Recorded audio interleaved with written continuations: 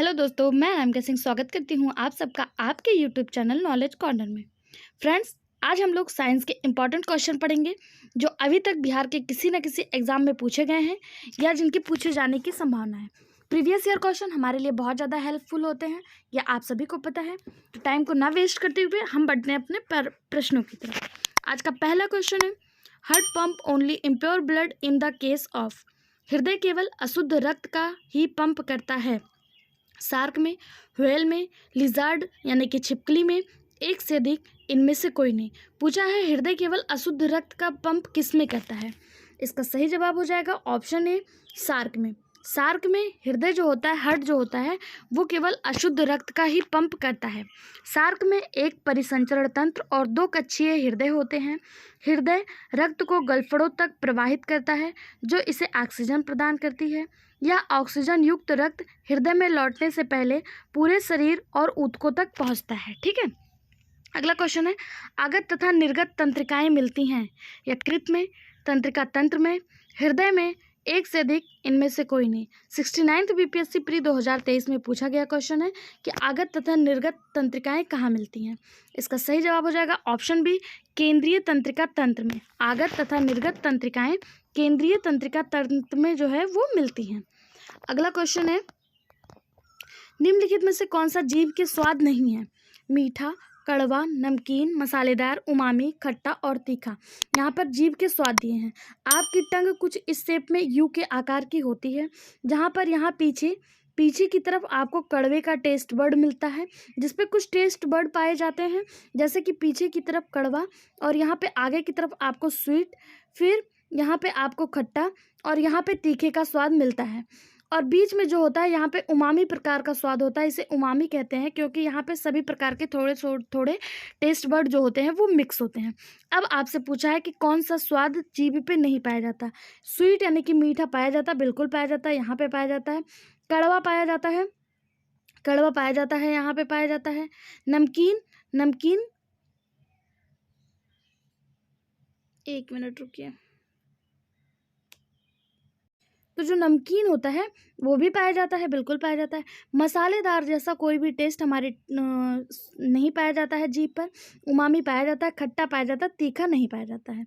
कैसे पाया जाता है, यहाँ पे मीठा पाया जाएगा, कड़वा यहाँ पे पाया जाएगा, नमकीन यहाँ पे पाया जाएगा और खट्टा यहाँ पे पाया जाएगा। ठीक है, खट्टा और नमकीन और फिर कड़वा। ठीक, अगला क्वेश्चन, तो इसका जो सही जवाब हो जाएगा वो हो जाएगा ऑप्शन सी, मसालेदार और तीखा जैसे कोई भी टेस्ट वर्ड हमारे जीवा पर नहीं पाई जाती है। अगला क्वेश्चन है, स्तनधारी में समानता श्वसन के दौरान डायाफ्राम होते हैं। धनुषाकार, चपटा, नीचे धंसा हुआ, एक से अधिक, इनमें से कोई नहीं। इसका सही जवाब हो जाएगा ऑप्शन डी। क्यों? क्योंकि जो स्तनधारी होते हैं उनके जो डायाफ्राम होते हैं वो हमेशा बदलते रहते हैं। जब वो सांस लेते हैं तो कुछ और, जब वो सांस छोड़ते हैं तो वो कुछ और हो जाते हैं। यानी कि धनुषाकार, चपटा और नीचे धंसा हुआ, तीनों ही प्रकार के डायाफ्राम मनुष्य के होते हैं। ठीक है, कैसे होते हैं? फेफड़े के नीचे ये स्थित एक मांसपेशी होती है और श्वसन क्रिया में सांस लेने और छोड़ने में शामिल है। सांस लेने के दौरान गुंबद के आकार का डायाफ्राम चपटा हो जाता है। यानी कि जब हम सांस लेते हैं, ऊपर की तरफ खींचते हैं सांस, तो जो ऐसे रहता है ये चपटा हो जाता है डायाफ्राम। और बाहरी इंटरकोस्टल जो मांसपेशियां हैं वो सिकुड़ जाती हैं, जो पसलिए के पिंजरों को ऊपर की ओर खींचती है, जिससे वक्षीय आयतन में वृद्धि होती है और फुसफुसीय दाब कम हो जाता है। और जब बाहर से हवा फेफड़ों में चली जाती है, ठीक, वहीं जब सांस छोड़ने की प्रक्रिया होती है तब क्या होता है, पेशियां मछलियों के पिंजरे के अंदर की ओर नीचे की ओर ढकेलती है, जिससे शिथिल हो जाती है, जिससे वक्ष का आयतन कम हो जाता है तथा फुसफुसीय दाब बढ़ जाता है और हवा फेफड़ों से बाहर निकलने को मजबूर हो जाती है। स्पष्ट है कि डायाफ्राम जो है वो, देखिए, पहले ये डायाफ्राम ऐसे धनुषाकार होता है, ठीक है, ऐसे होता है, गुंबद या फिर धनुषाकार होता है। जब हम सांस लेते हैं ऊपर की तरफ, जब हम सांस लेते हैं तो ये ऐसे चपटा हो जाता है। कैसे हो जाता है? चपटा हो जाता है। एक मिनट, ये ऐसे धनुषाकार है। अब देखिए, पहला धनुषाकार दिया तो ये धनुषाकार होता है। जब हम सांस ऊपर की तरफ खींचते हैं तभी ऐसे चपटा हो जाता है। देखिए, चपटा दिया है। फिर जब हम सांस छोड़ते हैं तो ये नीचे की तरफ धंस जाता है, नीचे की तरफ कुछ ऐसे धंस जाता है। तो नीचे की तरफ धंसा हुआ, ऑप्शन डी इसका सही जवाब हो जाएगा। तीनों ही इसके सही जवाब हैं। अगला क्वेश्चन है, मस्तिष्क के कौन से भाग रक्तचाप का नियंत्रण करते हैं? इसका सही जवाब हो जाएगा ऑप्शन ए, रीढ़ की हड्डी, खोपड़ी और हाइपोथैलेमस। ये रक्तचाप यानी कि ब्लड प्रेशर जिसे बीपी कहते हैं, इसका नियंत्रण करते हैं। अगला क्वेश्चन है, पीयूष ग्रंथि का कार्य क्या है? पुरुषों में यौन अंगों को विकसित करना, सभी अंगों में वृद्धि को प्रोत्साहित करना, शरीर में चीनी और नमक के स्तर को नियंत्रित करना, उपयुक्त में से एक से अधिक, इनमें से कोई नहीं। पीयूष ग्रंथि का कार्य पूछा है, इसका सही जवाब हो जाएगा ऑप्शन डी, उपयुक्त में से एक से अधिक। क्यों? क्योंकि ये तीनों ही कार्य पीयूष ग्रंथि के हैं। पुरुषों के यौन अंगों को विकसित करना, सभी अंगों को वृद्धि के लिए प्रोत्साहित करना और शरीर में चीनी और नमक के स्तर को नियंत्रित करना। ठीक है, पीयूष ग्रंथि को मास्टर ग्लैंड कहा जाता है। आपसे यहाँ से क्वेश्चन पूछा जाता है कि मतलब मास्टर ग्लैंड कौन सी है, तो पीयूष ग्रंथि को मास्टर ग्लैंड कहा जाता है और यह एक अंतःस्रावी ग्रंथि होती है। ठीक है, कैसी होती है? अंतःस्रावी ग्रंथि होती है। यह अंतःस्राव को नियंत्रित करती है और साथ ही साथ व्यक्ति के स्वभाव, स्वास्थ्य, वृद्धि एवं लैंगिक विकास को भी प्रेरित करती है। तो ऑप्शन डी इसका सही जवाब हो जाएगा। अगला क्वेश्चन है, नेत्रदान में दाता की आंख के किस हिस्से को प्रत्रोपित किया जाता है? लेंस, कॉर्निया, पूरी आंख, एक से अधिक, इनमें से कोई नहीं। पूछा है जब व्यक्ति नेत्रदान करता है, आंखें दान करता है, तो उसके कौन से हिस्से को प्रत्रोपित किया जाता है? इसका सही जवाब हो जाएगा ऑप्शन बी, कॉर्निया। जो मनुष्य के आइस की कॉर्निया होती है उसी को प्रत्रोपित किया जाता है। ठीक है, अगला क्वेश्चन है, अंडाशय द्वारा कौन सा कार्य किया जाता है? डिंब का निर्माण, प्रोजेस्टेरॉन का स्राव, एस्ट्रोजन का स्राव, एक से अधिक, इनमें से कोई नहीं। बीपीएससी स्कूल टीचर 2023 में पूछा गया क्वेश्चन है। अंडाशय जिसे ओवरी कहते हैं, महिलाओं में ग्रंथियों की एक जोड़ी होती है, मतलब एक जोड़ी ग्रंथियां होती हैं जो महिलाएं लक्षणों में महत्वपूर्ण भूमिका निभाती है, यानी कि महिला के लक्षण को प्रकट करने में महत्वपूर्ण भूमिका निभाती है। इसका कार्य क्या है? तो डिंब का निर्माण, एस्ट्रोजन और प्रोजेस्टेरॉन नामक हार्मोन्स बनाना, फर्टिलाइजेशन के लिए अंडों का निर्माण करना और अंडाशय महिलाओं में मासिक धर्म चक्र, प्रजनन क्षमता और गर्भावस्था में शामिल होता है। ठीक है, तो इसका जो सही जवाब हो जाएगा वो हो जाएगा ऑप्शन डी, तीनों ही सही हैं। इसके साथ साथ ये क्या कार्य करता है? ये डिंब का निर्माण करता है, प्रोजेस्टेरॉन का स्राव करता है, एस्ट्रोजन का स्राव करता है, इसके साथ साथ ये फर्टिलाइजेशन के लिए भी जिम्मेदार होता है। ठीक है, अगला क्वेश्चन है, यदि कोई व्यक्ति बीमार नॉन ह्यूमन प्राणी से किसी मनुष्य में पहुंचती है, यदि कोई बीमारी नॉन ह्यूमन प्राणी से किसी मनुष्य में पहुंचती है तो उसे क्या कहते हैं? पशुजन्य बीमारी, संक्रामक बीमारी, जन्मजात बीमारी, एक से अधिक, इनमें से कोई नहीं। इसका सही जवाब हो जाएगा ऑप्शन ए, पशुजन्य बीमारी।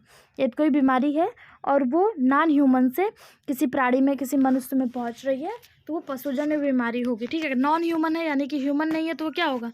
पशु होगा, एनिमल होगा, तो उसे नॉन ह्यूमन या फिर उसे पशुजन्य या फिर जूनोटिक डिजीज भी कहा जाता है। कहीं कहीं पशुजन लिखा रहता है, इंग्लिश में इसे जूनोटिक डिजीज कहते हैं। ठीक है, अगला क्वेश्चन, निम्नलिखित में से किस प्रकार के प्रदूषण से पीलिया रोग फैलता है? वायु, तापीय, जल, एक से अधिक, इनमें से कोई नहीं। पूछा है किसमें कमी देखने को मिले तब पीलिया रोग जो होता है वो होता है। इसका सही जवाब हो जाएगा ऑप्शन सी, जल की अशुद्धता के कारण या दूषित जल के पीने के कारण पीलिया रोग जो है वो देखने को मिलता है। ये BPSC TRE 3.0 1 to 5th exam में कैंसल पेपर में देखने को मिला था। ठीक, अगला क्वेश्चन, हेपेटाइटिस एक किस प्रकार की बीमारी है? भोजन संदूषण, जल उत्पन्न बीमारी, वायु उत्पन्न बीमारी, एक से अधिक, इनमें से कोई नहीं। इसका सही जवाब हो जाएगा ऑप्शन डी। क्यों हो जाएगा? क्योंकि हेपेटाइटिस से एक वायरस जिसे HIV कहते हैं, HIV के कारण होने वाली यकृत की सूजन है।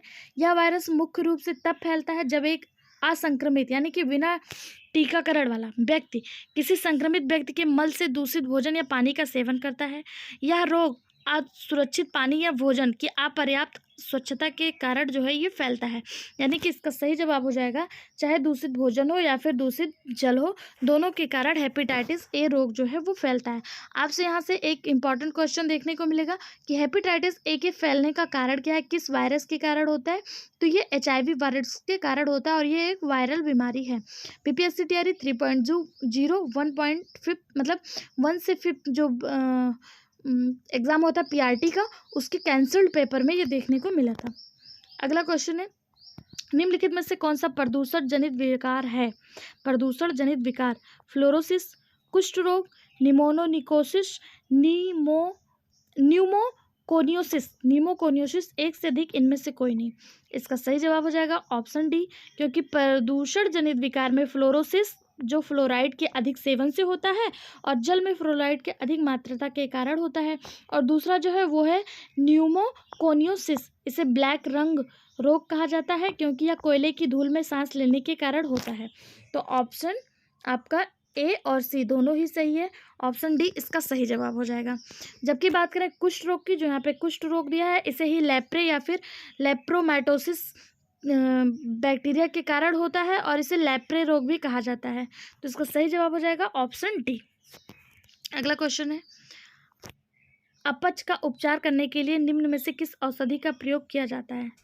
एंटा एसिड, एंटाबायोटिक, एंटाल्जेसिक, एक से अधिक इनमें से कोई नहीं। इसका सही जवाब हो जाएगा ऑप्शन ए, अपच का उपचार करने के लिए एंटा एसिड यानी जिसे प्रति अम्ल कहा जाता है उसका यूज किया जाता है। ऑप्शन ए इसका सही जवाब हो जाएगा। अगला क्वेश्चन, काले फेफड़े का रोग संबंधित है, अभी हम लोगों ने देखा था ब्लैक लंग डिजीज, ये जो संबंधित है वो कोयला खदानों में कार्य करने वाले किसानों से संबंधित है। ऑप्शन बी इसका सही जवाब हो जाएगा। इसे न्यूमोकोनियोसिस के रूप में जाना जाता है। अगला क्वेश्चन, मस्तिष्क के कौन से भाग रक्तचाप को नियंत्रित करता है? अभी इसके पहले हम लोगों ने देखा था पोन्स, मेडुला और सेरिब्रम, ये रक्तचाप को नियंत्रित करता है। ऑप्शन सी इसका सही जवाब हो जाएगा। अगला क्वेश्चन है, ट्रैकोमा रोग संबंधित है, trachoma disease is related to lungs, eyes, ear, एक से अधिक इनमें से कोई नहीं। इसका सही जवाब हो जाएगा option C eyes. Trachoma disease आंखों से संबंधित है, आईज इसका सही जवाब हो जाएगा। अगला क्वेश्चन है, मायोपिया वह बीमारी है जिसमें व्यक्ति देख नहीं पाता है। दूर की वस्तु स्पष्ट रूप से, पास की वस्तु स्पष्ट रूप से, पास तथा दूर की वस्तु स्पष्ट रूप से, एक से अधिक इनमें से कोई नहीं। मायोपिया जिसे निकट दृष्टि दोष कहा जाता है, निकट दृष्टि दोष में आपको निकट की वस्तुएं तो दिखती, निकट की वस्तुएं जो हैं वो दिखती हैं लेकिन दूर की वस्तुओं को देखने में असुविधा होती है। ऑप्शन ए इसका सही जवाब हो जाएगा, दूर की वस्तु स्पष्ट रूप से नहीं देख पाता है। मायोपिया इसे निकट दृष्टि दोष कहा जाता है और इसके उपचार के लिए अवतल लेंस का प्रयोग किया जाता है। फ्रेंड्स, साइंस की क्लास को आप लोग का सपोर्ट नहीं मिल रहा है, हम लोगों द्वारा ये विचार किया जा रहा है कि साइंस की क्लास को बंद कर दिया जाए क्योंकि साइंस की क्लास को आप लोग का सपोर्ट नहीं मिल रहा है। ठीक है, अगर आप लोग चाहते हैं कि साइंस की क्लासेस ऐसे निरंतर चलती रहें तो इसको सपोर्ट करिए, ज़्यादा से ज़्यादा शेयर करिए और अपने सभी दोस्तों के साथ पहुंचाइए और इसको ज़्यादा से ज़्यादा लाइक करिए। आज का जो आपके लिए क्वेश्चन है वो क्वेश्चन ये है कि दूर दृष्टि दोष में किस लेंस का प्रयोग किया जाता है। जैसे निकट दृष्टि दोष में अवतल लेंस का प्रयोग किया जाता है, तो दूर दृष्टि दोष में किस लेंस का प्रयोग किया जाता है और इसके क्या लक्षण होते हैं, दूर दृष्टि दोष के लक्षण क्या होते हैं, ये आज का क्वेश्चन है। कल के क्वेश्चन के जवाब देख लेते हैं। कल के क्वेश्चन में केवल एक लोग का जवाब आया है, प्रवीण का, और उन्होंने सारे क्वेश्चन के जवाब दिए हैं जितने भी पूछे गए थे और बिल्कुल सही जवाब था इनका, और इनके अलावा किसी ने भी जवाब नहीं दिया है। साथ ही साथ साइंस की वीडियो पे व्यूज़ बहुत कम आ रहे हैं। फ्रेंड्स, आप लोग से अनुरोध है, अगर आप चाहते हैं कि साइंस की क्लासेस इस तरह निरंतर चलती रहें तो जो है इसको व्यूज़ को और बढ़ाइए, अपने सभी दोस्तों के साथ शेयर करिए। प्रवीण, आपकी मेहनत बहुत सराहनीय है, आपने बहुत अच्छे से एक्सप्लेन करके सारे आंसर को दिया है। इसी तरह से आज के वीडियो के आज के क्वेश्चन के जवाब जो देंगे उनका नाम भी इसी तरह से दिखाया जाएगा। आज का क्वेश्चन आप सबने सुना होगा कि जवाब ही निकल गया कि दूर दृष्टि दोष में किस लेंस का प्रयोग किया जाता है और दूर दृष्टि दोष की लक्षण क्या होते हैं, पता कैसे चलता है कि व्यक्ति को दूर दृष्टि दोष है। ठीक है, अगला क्वेश्चन है, वेक्टर टीके प्रतिरोध शक्ति प्रदान करने के लिए कैसे काम करते हैं? किसी कमजोर या निष्क्रिय वायरस को शरीर में प्रवेश करा के, शरीर में रोगजनकों पर सीधा हमला कर और उन्हें नष्ट करके, वायरस को किसी भिन्न वायरस से संशोधित संस्करण में रख के, सीधे कोशिका में प्रवेश कराकर और उन्हें स्पाइक प्रोटीन बनाने में सक्षम बनाकर। इसका सही जवाब हो जाएगा ऑप्शन सी, वेक्टर टीके वायरस को किसी भिन्न वायरस से संशोधित संस्करण में रखकर प्राप्त किए जाते हैं। अगला क्वेश्चन, कोविड टीका प्रतिरक्षी प्रतिक्रिया को कैसे उत्तेजित करता है? 2023 उस समय करंट का क्वेश्चन था कि ये कैसे उत्तेजित करता है। इसका सही जवाब हो जाएगा ऑप्शन ए, जीवित चीड़ SARS-CoV-2 वायरस प्रवेश करा के। अगला क्वेश्चन है, केचुए में कितने पार्ट्स हृदय होते हैं? 6, 8, 12, एक से अधिक, इनमें से कोई नहीं। लेटरल हार्ट पूछा है। केचुआ जो होता है उसमें हृदय की संख्या 5 जोड़ी होती है। अगर संख्या में बात करें तो 10 होता है, 5 पेयर होता है, ठीक है। और इसमें पूछा है कितने लेटरल हार्ट होते हैं। तो जो इसमें लेटरल हार्ट होते हैं उसमें 8 होते हैं। ऑप्शन बी इसका सही जवाब हो जाएगा। कितने होते हैं? 8 होते हैं, जो 7, 9, 11 और 13 खंड में मौजूद होते हैं। खंड 7, खंड 9, खंड 11 और खंड 13 में मौजूद होते हैं। केचुए में टोटल हृदय की संख्या 5 जोड़ी होती है। पेयर्स में बात करें तो 5 पेयर्स होते हैं, और अगर ऐसे बात करें कितने होते हैं तो 10 होते हैं, ठीक। अगला क्वेश्चन, भारत में वनस्पति एवं जीवों की कितनी प्रजातियां पाई जाती हैं? इसका सही जवाब हो जाएगा ऑप्शन ए। भारत में वनस्पति और जीवों की 81,000 जो हैं वो जीव पाए जाते हैं, और 47,000 वनस्पतियां पाई जाती हैं। वनस्पतियों की प्रजातियां पाई जाती हैं। मेडिकल केमिस्ट में दवाओं का वर्गीकरण किस आधार पर किया जाता है? सही जवाब ऑप्शन बी, आणविक लक्षणों के आधार पर। आज की वीडियो में बस इतना ही। वीडियो पसंद आया हो तो चैनल को लाइक करें, शेयर करें, सब्सक्राइब करें। इस तरह के और वीडियो पाने के लिए अपने सभी दोस्तों के साथ चैनल को ज़्यादा से ज़्यादा शेयर करें, जिससे हमें मोटिवेशन मिले। Thank you so much.